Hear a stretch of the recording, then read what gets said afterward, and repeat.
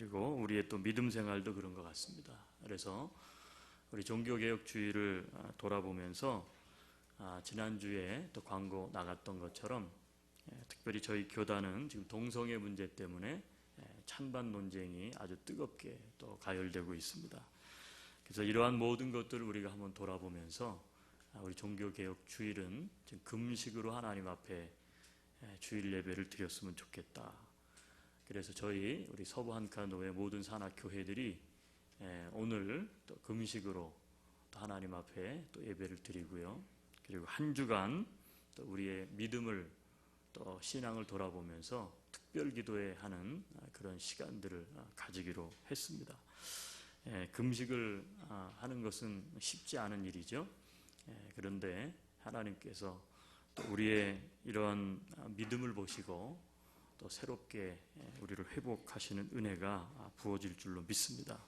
그래서 오늘 이제 금식인데 금식을 하면 다들 힘이 없으셔가지고 그렇죠? 몸이 촉갈아지시는 것 같아요. 오늘 특별히 이제 금식을 해도 티를 안 내고 하는 금식, 그렇죠? 그래서 오늘 우리가 특별히 예배 후에도 또 이렇게 친교도 나누고 이제 이렇게 하는데 우리가 다른 주일과는 달리 좀 믿음에 대해서 서로 좀 나누고 또 함께 또 교제하는 그런 주일이 될 수 있기를 바랍니다. 우리 종교개혁주일이니까 종교개혁주일은 5가지 기치를 내걸었었죠. 혹시 기억하세요? 라틴어로 솔라 5가지의 한마디로 말하면 주장이라는 것이죠. 한번 따라합시다. 오직 성경, 오직 믿음, 오직 은혜, 오직 그리스도, 오직 하나님께 영광. 5가지예요. 다 외우셨죠? 옆 사람하고 인사하겠습니다.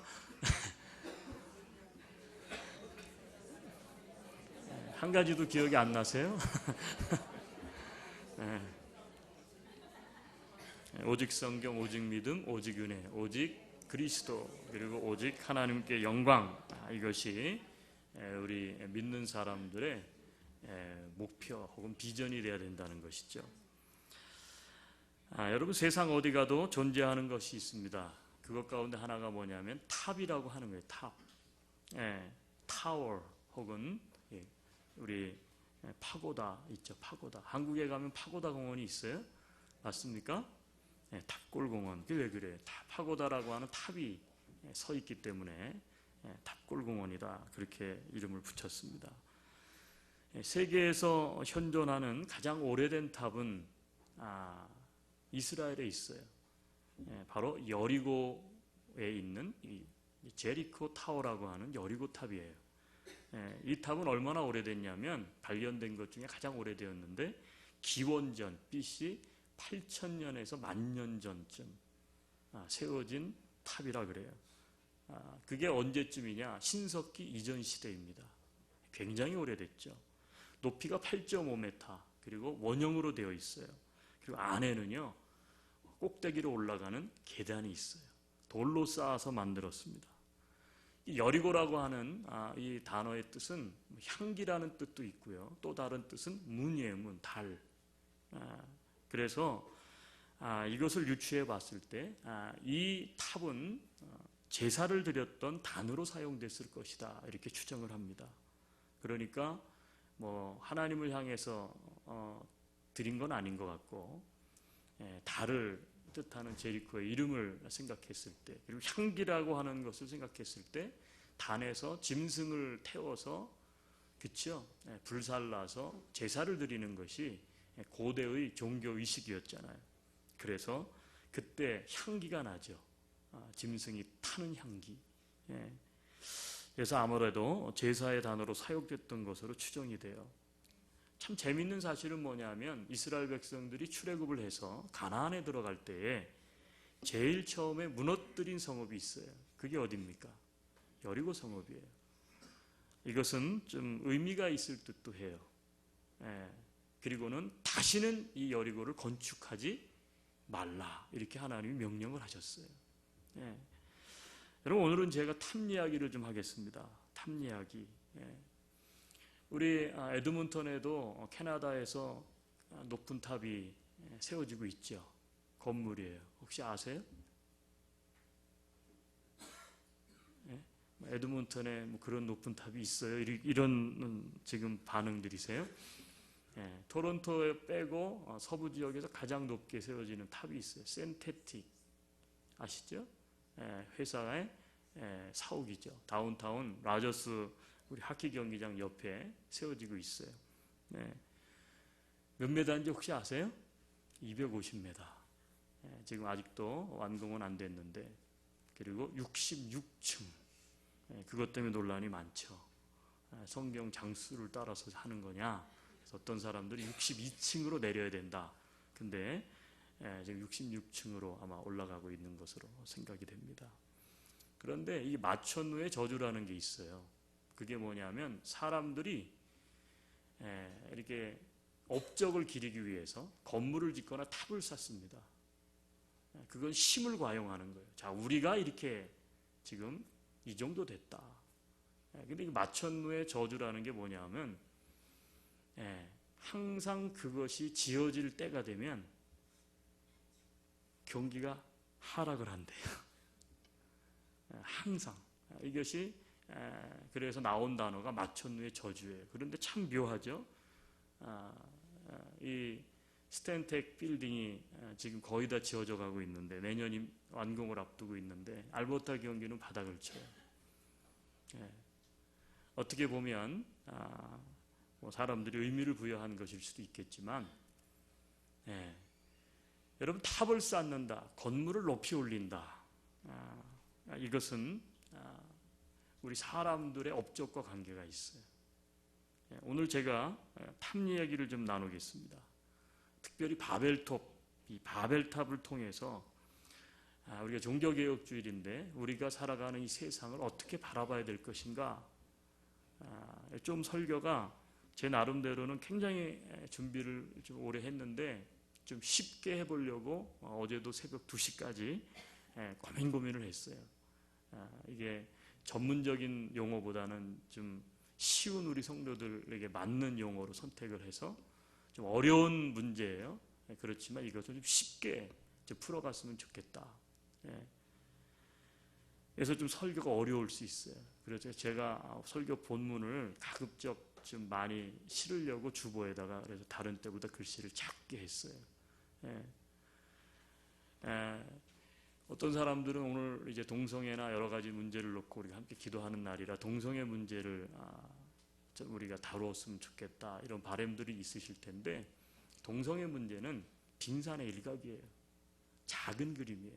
제가 오늘 함께 나누고자 하는 것은 뭐냐면 큰 그림이에요. 큰 그림, 성경 전체를 향한 혹은 세상 전체를 향해서 우리가 되어져 가고 있는 현실을 우리가 어떻게 바라봐야 될 것인가 라고 하는 큰 그림을 제가 함께 이 바벨탑 사건을 통해서 함께 좀 나누겠어요. 다른 때와 달리 좀 어렵습니다. 그러지만 제가 쉽게 이렇게 하려고 많이 노력을 해서 지금 함께 좀 나누는데요. 좀 딱딱할 수 있어요. 그런데 그런 분들은 주보 오늘은 이 뒷면을 좀 보시면서 말씀을 좀 같이 나누면 이해가 되고 또 은혜가 되리라 믿습니다. 여러분 태고로부터 하나님 나라에 대한 세속 나라의 도전은 계속되고 있습니다. 첫 번째 도전은 언제 일어나는가? 그것은 하늘나라에서 일어났어요. 천상에서.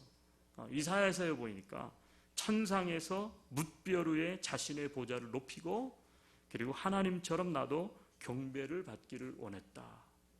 그래서 어떻게 돼요? 하나님을 대항했던 타락한 천사장 루시퍼의 반역. 이것이 첫 번째 하나님을 향해서 도전했던 기록이 성경에 나오는 부분이에요. 두 번째 도전은 언제 있었는가? 천국의 모형이었던 에덴 동산에서 하나님의 명령을 무시하고 하나님과 같이 되고자 선악과를 따먹었던 인류의 시조 아담과 하와의 하나님과 같이 되려고 했던 도전. 이게 두 번째 도전입니다. 여러분 아담과 하와가 선악과를 따먹은 것 자체가 그것은 하나님과 같이 되려고 하는 것이었기 때문에 이게 굉장히 무서운 도전이었어요. 그 결과로 죄로 오염이 됐습니다. 인간은. 그래서 하나님이 이 죄로 오염된 인간들을 하나님 만든 인간들을 그냥 놔둘 수가 없었어요. 그래서 하나님이 진노의 심판을 내리셨는데 그것이 결국은 노아의 대홍수 사건이에요. 그래서 대홍수 사건을 통해서 노아의 가족 8명을 빼고는 전부 어떻게 됩니까? 죽습니다. 이게 창세기 10장에 나와요. 우리가 방금 읽은 11장 전에 나오는 사건이에요. 자, 그런데 놀라운 사실은 뭐냐면 그 심판을 받은 인간들이 노아의 방주에서 살아나온 그 인간들이 또다시 바로 11장 오늘 우리가 읽은 이 사건에 보니까 본문에 보니까 바벨탑을 쌓기 시작을 합니다. 여러분, 바벨의 뜻은 혼란이라고 하는 뜻을 가지고 있어요. 혼란. 언어가 혼잡하게 되었다. 하나님이 그렇게 만들었다는 거죠. 의사소통이 잘 안 되게. 그래서 나온 게 바벨이에요. 그런데 이 바벨은 또 다른 의미가 있어요. 베스 엘, 그게 무슨 뜻이냐면 히브리어로 하늘의 문이라는 뜻이에요. 엘 그러면 하나님이거든요. 이 바벨탑을 쌓으면서 니므롯을 중심으로 세워졌던 이 바벨 건축한 사람들이 뭐라고 이야기를 했느냐면 탑 꼭대기를 하늘에 닿게 하여 우리의 이름을 내자, 이렇게 오늘 성경 본문에 보면 이야기를 했어요. 탑 꼭대기를 하늘에 닿게 해서 우리 이름을 내자라는 말은 무슨 뜻입니까? 우리가 하나님의 자리까지, 우리가 하나님의 위치까지 높아지겠다는 뜻이에요. 그러니까 바벨탑이 무엇인가? 그것은 하나님 권위에 대한 도전의 산물이에요. 그것이 바로 뭐냐면 바벨탑이에요. 이 바벨탑 사건은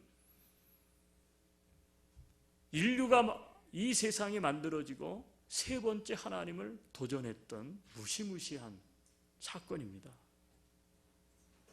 여러분, 그런데 노아의 후손들만이 아니라 이 바벨탑 사건 이후로 지금도 우리가 사는 현대에도 사람들은요 계속해서 바벨탑을 쌓고 있어요. 하나님을 향해서 도전을 하고 있다는 것이죠. 여러분, 이 도전은 앞으로 더 거세질 거예요. 지금까지 이 도전보다도 앞으로의 도전은 더 거세질 거예요.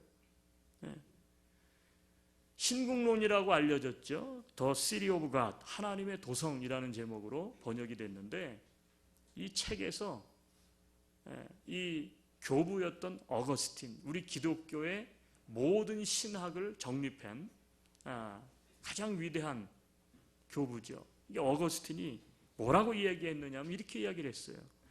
교만한 인간은 하나님께 도전하려고 계속해서 올라가고자 하며 높아지려고 한다. 계속해서 올라가려고 한다는 거예요.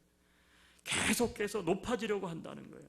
그런데 어거스틴이 이런 말을 했어요. 그런데 알아야 될 것은 하나님 앞에서 낮아지면, 순종하면 저절로 높아지게 되는 게 신앙의 원리이고 인생의 원리이다. 그런데 이것을 사람들이 모른다는 거예요.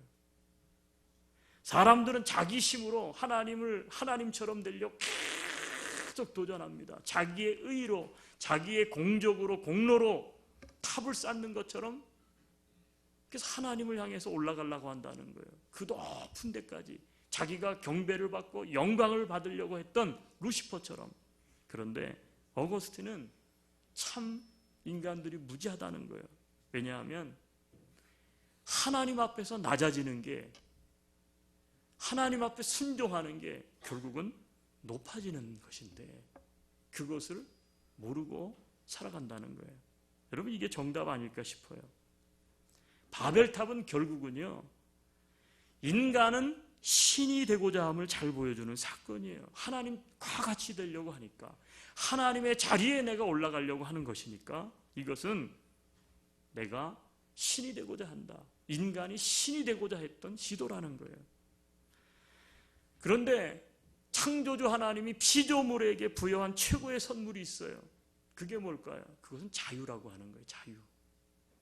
그런데 인간은 그 자유를 타락을 시켰습니다. 지금 세상은 서서히 가라앉고 있어요. 왜요? 바로 그 자유 때문에 그래요. 자유. 지금 세상은 인간의 자유에 대한 권한, 우리 인간은 자유가 주어졌다는 거예요. 그것을 뭐라고 얘기해요? 그 인권이라는 거예요. 인권. 즉 그 인권, 인간이 누릴 수 있는 자유, 이것을 가로막는 그 어떤 것도 용납될 수 없다는 거예요. 이게 오늘날 우리 시대에 인본주의가 주장하는 것입니다. 자유를 구속하는 것은 다 적이라는 거예요. 그것은 타도돼야 될 대상이 되는 거예요. 그런데 우리의 자유를 구속하고 우리를 통치하려고 하고 우리를 다스리려고 하는 하나님, 기독교, 그 하나님도 예외가 아니라는 거예요. 여러분, 동성애가 뭡니까? 동성애가 같은 성을 가진 사람끼리 성관계하고 결혼을 하고, 여러분, 그것이 동성애가 아니에요. 그거는 눈에 보이는 하나의 현상일 뿐이에요. 여러분, 동성애가 왜 무서운지 아세요? 동성애가 바로 오늘 우리가 말한 하나님에 대한 도전, 내가 하나님이다 라고 하는 인간들의 외침, 그것을 잘 드러내는 하나의 작은 사회적 모습이에요. 인간인 누구라도, 소수의 사람일지라도 좋다면 그 자유를, 인간이 가지고 있는 자유를 누릴 권한이 있다는 거예요. 하나님 필요 없다는 거예요. 그 자유를 누구도 무시해서는 안 되고, 가로막는 것은 모두 다 파괴되어야 된다. 이게 논리입니다. 심지어 하나님일지라도. 여러분, 이제 인간은 하나님이 되기를 원하고 있어요. 하나님이 되기를 원하고 있어요. 근데 이게 이전에는 좀 힘들었어. 왜냐하면 이 세계가 기독교 문화권이었기 때문에 그래요. 그런데 기독교가 힘이 없어지고 나니까 이제는 어떻게 돼요? 하나님을 몰아내는 운동을 시작하고 있는 거예요. 인간의 자유를 제한할 수 있는 유일한 권한은요, 오직 인간을 만든 창조주 하나님에게 있어요. 그렇기 때문에 사람들은 우리의 자유를 제한하는 신 필요 없어요. 그 하나님을 부인하기 시작했고, 그 하나님을 세상에서 내쫓기 시작했어요. 결국은 인본주의가 인간의 자유로, 인권으로 둔갑해서 하나님을 몰아내는 세상이 지금 계속해서 도래하고 있어요. 그 중에 하나가 뭐냐? 동성애예요. 하나님께서 말씀하신 그 질서를 우리가 순복할 수 없다는 거예요. 왜? 나는 남자가 좋은데, 나는 여자가 좋은데, 왜 나의 자유를, 인간의 자유를 제한하느냐는 거예요. 여러분, 그렇다면 우리는 이런 질문을 던져볼 필요가 있습니다. 인간의 자유는 그토록 위험한 것일까요? 위험하다면 왜 하나님께서는 우리 인간들에게 자유를 허용하셨을까요? 여러분, 자유를 이야기할 때 그래서 상징적으로 꼭 빼놓지 않고 이야기될 수밖에 없는 게 뭐예요? 그게 인간을 만드시고 에덴 동산을 두시고 선악과를 거기다 두시고 따먹지 말라. 근데 거기다 안 두셨으면 되는데 거기다 두셨단 말이에요. 그건 뭐예요? 그것은 인간의 자유. 인간을 믿으신 하나님이죠. 인간을 사랑하셔서 자유의 상징으로 주신 것이 선악과예요. 이 이야기를 빼놓을 수가 없어요. 인간이 유일하게 해서는 안 되는 것이 있어요. 모든 것은 네가 원하는 대로 다 하라는 거예요. 인간에게 자유를 다 주셨어요. 낙원에서, 에덴 동산에서. 그런데 하나님이 딱 하나 인간에게 제한된 자유, 그 대상이 뭐냐면 선악과예요. 선악과는 먹지 마라. 그러나 네가 다 할 수 있다. 그러나 이것 하나는 하지 마. 그게 하나님의 명령이었어요. 먹으면 죽는다. 여러분, 선악과를 금지하신 이유는 무엇입니까? 그것은요, 여러 가지로 표현할 수 있지만 저는 제 나름대로 이렇게 해석을 했어요. 그것은 창조주 하나님과 피조물인 인간을 구별하기 위함이었어요. 무슨 얘기냐? 인간이 흙으로 빚어졌지만 하나님의 형상을 따라서 하나님이 생기를 불어넣으셔서 살아있는 하나님의 영으로 땅에 속한 육체를 가졌지만 하늘에 속한 영혼을 가진 존재로 유일하게 만들어졌어요. 그리고 모든 창조된 것을 하나님께서 누리고 관리하고 그리고 통제할 수 있는 권한을 하나님이 인간에게 부여했어요. 그런데 하나님이 뭐라 그랬냐면 다른 건 다 네가 원하는 대로 해. 그러나 딱 하나 이것만은 할 수 없어. 이게 선악과예요. 선악과를 볼 때마다 인간은 나는 피조물이다. 나를 지으신 창조주 하나님이 따로 계시다. 여러분 이것을 인정할 수 있도록 명령하신 게 뭐냐면 선악과예요. 그 선악과가 없었다면 인간은 곧 신이죠. 자기가 다 하니까 마음대로. 그런데 하나님이 그것만큼은 하지 마. 그러면 너 죽어. 그것을 통해서 인간은 인간의 본연의 모습을 유지할 수 있어요.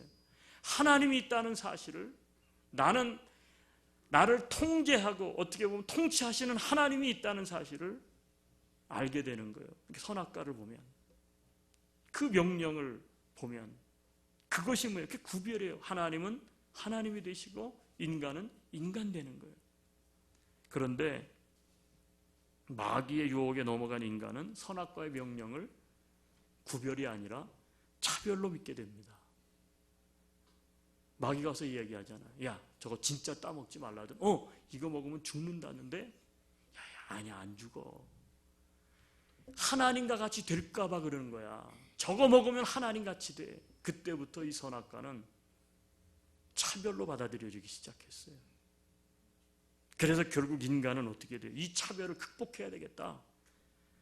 인간이 하나님이 되고자 그 구별된 제한된 자유를요 범하고 말았어요. 그게 타락입니다.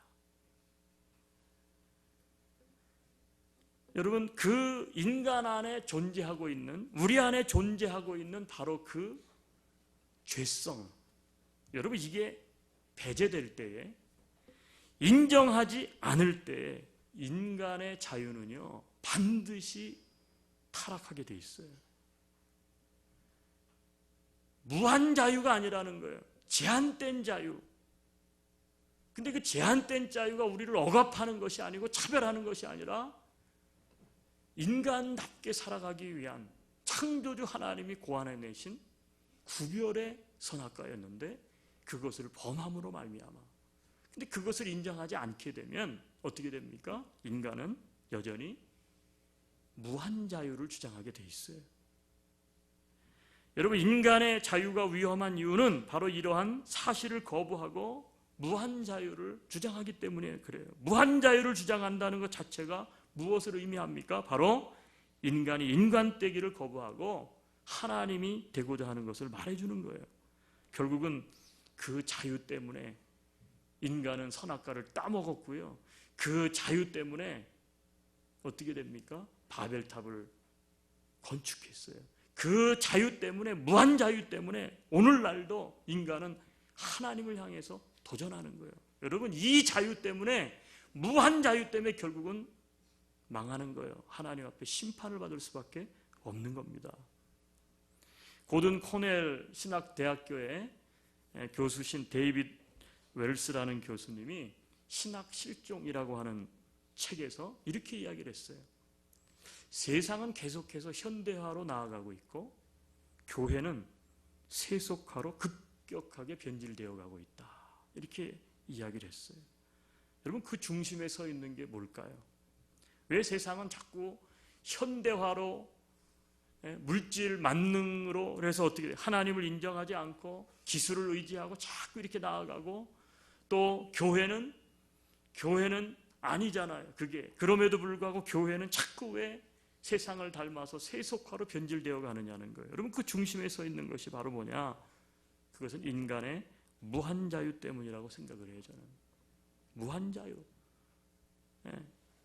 인간이 타락한 한마디로 말하면 그 자유, 붙잡고 있는 그 자유. 무한 자유는 결국 어떤 사상을 낳느냐 하면 나 좋으면 모든 것이 허용된다는 거예요. 하나님이고 뭐고 다 필요 없다는 거예요. 나 좋으면 모든 것이 허용된다. 여기서 나온 게 뭐예요? 여기서 나온 게 개인주의예요. 여기서 나온 것이 무엇입니까? 자기중심주의예요.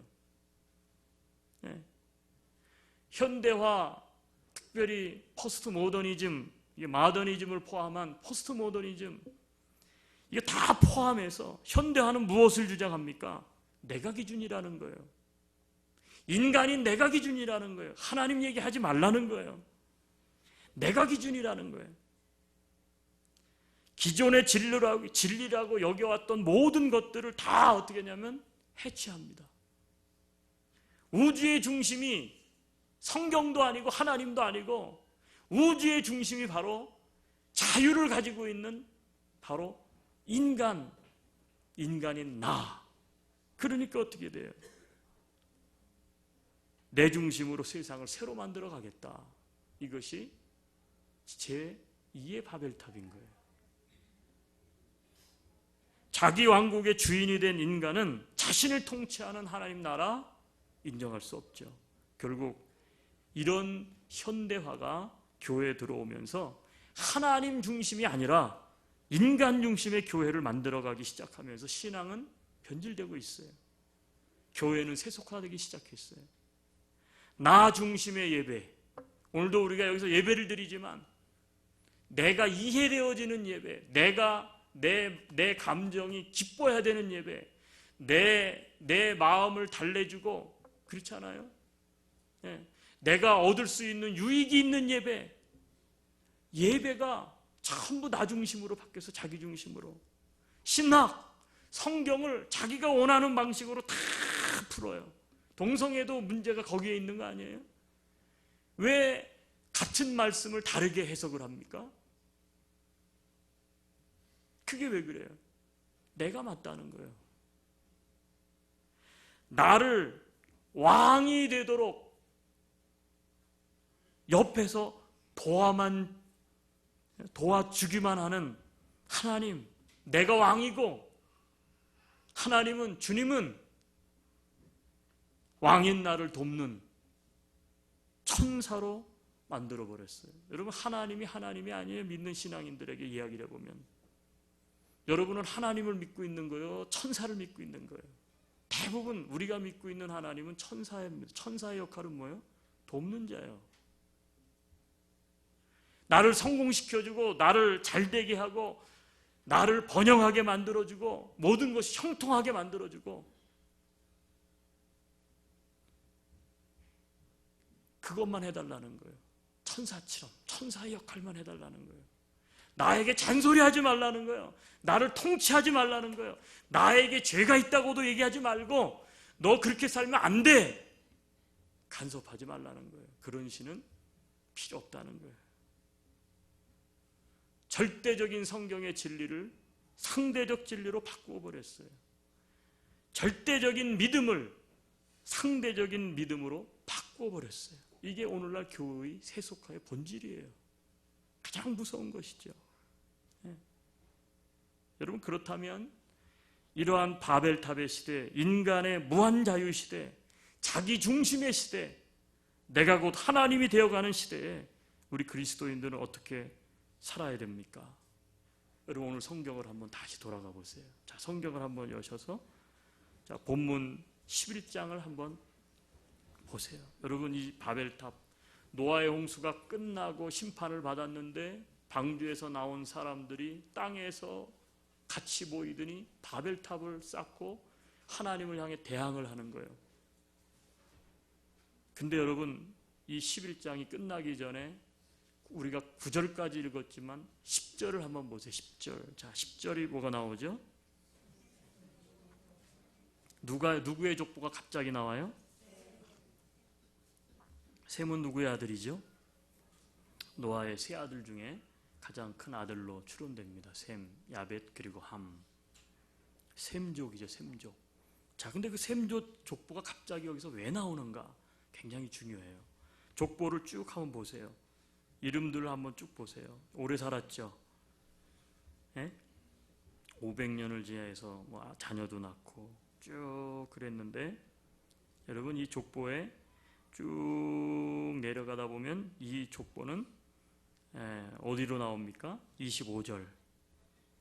누구의 이름이 나오죠? 데라가 나와요. 데라. 근데 데라가 누구예요? 26절에 보니까 데라는 70세에 아브라함과 나홀과 하란을 낳았어요. 아브라함 얘기가 나와요. 성경은 지금 그걸 얘기하는 거예요. 셈족의 후계자로 온, 어떻게 보면 자손으로 온 아브라함 얘기를 여기서 하고자 하는 거예요. 그러면서 27절 이하에 보니까 데라의 족보가 다시 구체적으로 나옵니다. 가정 이야기가 나옵니다.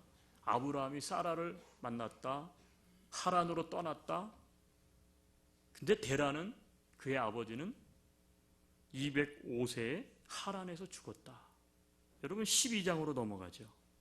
자, 12장 누구의 얘기가 나옵니까? 창세기 12장 누구의 얘기가 나오죠? 아브라함 이야기가 나와요. 그리고 2절에 가니까 우리가 좋아하는 말씀, 내가 너로 큰 민족을 이루고 내게 복을 주어 내 이름을 창대케 할 건데 너는 복이 될지라. 그래서 아브라함이 믿음으로 순종을 하는 아브라함의 이야기가 나와요. 여러분 여기에 해답이 있어요. 여기에 해답이 있습니다. 과거로부터 태고로부터 오늘날에 이르기까지 인간은 하나님이 되고자 하고 끊임없이 반격을 하죠. 그리고 어떻게 돼요? 올라가. 우리의 자유는 무한하다. 내가 곧 신이다. 내가 곧 하나님이다. 그런데 하나님이 갑자기 하늘에서 인간들이 탑을 쌓는 것을 보시려고 내려오시고, 그리고 이것이 옳지 못하다. 그래서 흩어버리셔요. 그리고는 셈종 이야기를 꺼내셔요. 여기에 해답이 있어요. 이게 무슨 말일까요? 여러분 유진 피러스는 세상 속 하나님의 나라라고 하는 책에서 이런 단어를 썼어요. 뭐냐면 하나님의 반격이 시작되었다. 이렇게 썼어요. 하나님의 반격이 시작되었다. 바벨탑을 향해서 땅으로 내려오셨던 하나님이 이제는 사탄이 조종하는 인간 왕국 속으로 침투해 들어오셨다는 거예요. 침투해 들어오셨는데 이대로 내버려둬서는 안 되겠다. 그래서 침투해 들어오셨는데, 침투해 들어오셨을 때 누구를 사용하셨느냐? 아브라함을 사용하셨다는 거죠. 아브라함을. 네.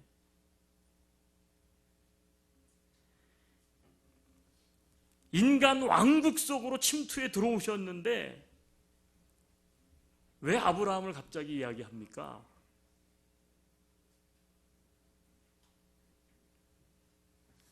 바로 침투에 들어오신 분이 누구냐 하면 아브라함의 후손으로 이 땅에 오신 왕이신 예수님이라는 거예요. 그분이 십자가에서 죽으시고 부활하심으로 모든 만물과 인간의 통치자여 왕 되심을 나타내신 사건이 십자가의 사건이에요. 그게 바로 뭐예요? 복음이라 우리는 그렇게 부릅니다. 복음. 여러분 복음은요 단순히 우리가 구원받고 천국 간다 그게 아니에요. 복음의 본질은 뭐냐면 타락하고 오염되어서 교만한 우리 자신, 우리 인간들, 이 세상을 바로 볼 수 있도록 해주는 게 뭐냐면 복음이요. 자신이라는 왕국 안에서 빠져서 허덕이며 죽어가고 있는 우리들을 구원해내는 게 뭐냐? 복음이요. 복음을 비출 때, 복음의 말씀을 우리가 붙잡을 때 우리의 교만을 인정할 수밖에 없어요. 우리들의 모순이 무엇인지를 이해할 수 있는 거예요. 왜 구별된 것을 차별로 받아들일 수밖에 없었는가? 구별되게 하신 하나님의 진정한 사랑을 우리는 복음을 통해서 만날 수 있기 때문에 그래요. 그래서 이것을 조지 레드라고 하는 분은 이렇게 이야기를 했어요. 침투에 들어오는 하나님의 나라. 침투에 들어온다는 거예요. 인간의 죄를 붙잡고 유혹해서 죄를 짓게 하고 계속해서 아니 하나님은 더 이상 필요 없어. 네가 하나님이 돼. 네가 하나님이 돼야 돼. 네가 자유를 누릴 수 있어. 네가 원하는 건 뭐든지 해. 동성애든 뭐든 다 할 수 있어. 이런 사탄의 왕국이 되어가는 이 세상 가운데 하나님께서 이대로는 안 되겠다.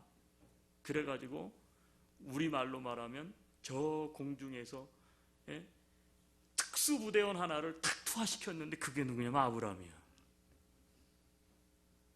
세상 왕국과 대립되는 하나님의 왕국을 세우기 위해서 아브라함을 통해서 결국은 누가 오셨어요? 예수님을 이 땅에 보내는 거예요. 십자가 사건은 치명적이죠. 아니, 완전히 하나님의 나라가 역전되는 역할을 한 게 십자가의 사건이에요. 그게 복음이에요. 그래서 복음을 침투시킨 거예요, 하나님이. 여러분, 우리도 그렇다면 이 자유중심 시대, 내가 곧 하나님이 되어가는 시대, 세속화되어가는 시대, 그리스도인들, 우리들은 어떻게 삶을 살아야 됩니까? 여러분, 해답은 아주 심플하고 간단합니다. 우리는요, 적들의 한 가운데 서 있어야 돼요. 어떤 사람들은 이 세상을 등집니다. 떠나요. 이 세상은 타락해가고 이 세상엔 더 이상 소망이 없다. 산으로 들어가요. 아니요. 여러분, 우리 그리스도인들은 예수님처럼 십자가를 지고 적들 한가운데 들어가는 거예요. 그래서 거기서 뭐 하는 거냐? 복음의 삶을 나타내는 거예요. 복음의 삶. 교회는요, 하나님 나라의 가시적인 현존이다, 그런 말이 있어요. 하나님 나라가 어디 있습니까? 하늘나라 가야 있습니까? 하나님 나라가? 아니요. 하나님 나라는 내가 아브라함처럼 믿음을 가지고 이 땅에 살아가면서 이 땅 가운데에 서서 우리가 믿는 대상, 이 세상을 창조하시고 지금도 통치하시는 분이 있다. 그 하나님을 우리의 믿음을 통해서 드러낼 때에 그곳이 바로 하나님 나라를 드러내는 곳이요. 그것을 누가 해줘야 되느냐? 교회가 되는 거예요. 그래서 교회는 산에 있지 않습니다. 교회는 저 광야에 있지 않습니다. 교회가 왜 세상 한가운데, 도시 한가운데, 이 세속화된 세상 한가운데 교회가 존재합니까? 바로 그것을 드러내는 거예요. 끝까지 진리가 무엇인지. 인간은 인간일 뿐이다. 인간은 하나님이 아니다. 이것을 드러내는 게 뭐냐면 바로 이 하나님 나라를 보여주는 가시적 현존, 이게 바로 하나님 나라를 대신하는 교회라는 거예요. 여러분, 그렇다면 뻔하지 않습니까? 현대화, 세속화 시대, 우리의 사명은 무엇입니까? 우리는 복음의 삶을 사는 거예요. 복음은 한 번 내가 천국 가기 위해서 예수 한 번 믿고 땡! 끝! 그게 아니에요. 복음은 반드시 복음적인 삶을 동반하게 돼 있어요. 예수님이 원하는 건 뭐냐면 천국 가기 위해서 마치 항공권을 돈을 주고 지불하고 그리고 땡! 그게 아니에요. 복음은 그 이상이에요. 복음적 삶을 사는 거예요. 우리가 있는 자리에서 예수님을 드러내는 거예요. 이 세상을 구속하시고 우리의 이러한 타락한 자유, 무한 자유를 주장하는 교만함을 물리치시고 사단에게 속아서 종노릇으로 살 수밖에 없는 사단에게 끌려다니는 이 세상, 그게 전부가 아니다. 우리를 자유케 하시려고 십자가에서 이 모든 것을 다 이기고 승리하신 분이 계시다. 그 예수 그리스도예요. 그것을 어떻게 돼요? 보여주는 삶, 나타내는 삶. 하나님을 드러내는 삶, 예수 그리스도를 드러내는 삶, 이게 복음의 삶이에요. 복음은 천국 갈 때만 필요한 게 아니에요. 복음은 삶 속에서 필요한 것입니다. 왜 교회가 세속화됩니까? 바로 이러한 복음으로 살아내는 그리스도인들, 복음으로 하나님 나라를 보여주는 교회가 없어졌어요. 세상 방식대로 삶을 삽니다. 교회가 현대화에 힘입어서 교회가 하나님을 하나님으로 선포하지 못해요. 사람들의 눈치를 보고 있어요. 죄를 죄라고 이야기하지 않습니다. 그냥 성도들의, 교인들의 필요한 부분만 긁어줘요. 마치 그것은 우상과도 같아요. 여러분, 사람들이 왜 우상을 섬기죠? 우상은 너 똑바로 살아? 너 심판받을 거야? 이런 얘기 하지 않아요. 너 잘 될 거야. 너 축복받을 거야. 너 풍요롭게 살 거야. 왜요? 그러니까 계속 비나이다. 여러분, 그건 무당종교예요. 하나님은 물론 우리에게 축복을 가져다 주십니다. 그런데요, 하나님은 때로 어떻게 되냐면 너 그거 하지 마. 너 그거 먹으면 죽어. 하나님이 우리를 통치하신다고요. 그리고 순종하라고 이야기해요. 근데 인간은 그게 싫은 거예요. 그러니까 하나님은 신으로 섬기지 않고 나에게 좋은 것만 주겠다고 하는 우상을 신으로 숭배하고 있는 거죠. 이게 세속화예요. 여러분, 오늘 우리는 예배 자리에 왜 나와 있습니까? 나의 유익과 만족을 하나님이 주시니까. 여러분, 그것이 다라면 세속화가, 동성애를 하는 사람들이 세속화된 게 아니라 내가 세속화되어 있는 거예요. 더 무서운 거예요. 그게 더 무서워요. 여러분, 동성애 때문에 막 힘들어하실 필요 없어요. 왜 그런지 아세요? 복음의 능력이 동성애를 앞섭니다. 아멘이세요? 하나님이 그까지 동성애 때문에 세상이 무너져요? 그러지 않아요. 하나님 나라가 반드시 이깁니다. 예. 그래서 어떻게 돼요? 아브라함을 딱 부르신 거예요. 내가 이제 신이 되고자 하는 그 바벨탑을 쌓았던 그 사람들 바로 다음에 하나님이 이래서는 안 되겠다. 아브라함을 딱 부르시고 아브라함을 통해서 하나님 나라를 써내려가기 시작을 해요. 이스라엘이라는 나라를 세워서 이런 나라를, 하나님이 통치하는 나라를 꿈꾸세요. 근데 그게 안 되는 거예요. 그러니까 어떻게 돼요? 예수님을 통해서 아브라함의 후손으로 예수님을 보내셔서 결국은 사탄에게 유혹받아서 무한 자유의 망상에 빠져있는 내가 왕이다, 내가 곧 하나님이다, 내가 원하는 것은 뭐든지 다 한다,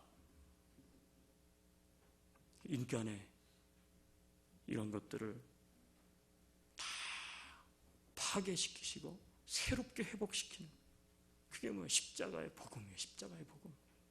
예. 여러분, 복음은 우리 인류의 소망입니다. 예. 우리 인류의 유일한 소망은요, 복음밖에 없어요. 예. 예수님밖에 없어요. 예. 여러분, 속지 마시기를 바라요. 우리 그런 말 많이 하죠. 네가 하고 싶은 대로 해. 그런데 여러분이 진짜 좋아하고 사랑하는 자녀에게 그래, 네가 하고 싶은 대로 해라. 이렇게 잘한다. 그 아들은 망해요. 진짜 사랑하면 어떻게 해야 돼요? 또 그거 하면 안 돼. 그게 진짜죠. 근데 그 소리가 듣기 싫어. 성경이 그걸 얘기해. 성경 버려버리는 거예요. 하나님이 그렇게 얘기해. 하나님 버려버리는 거예요.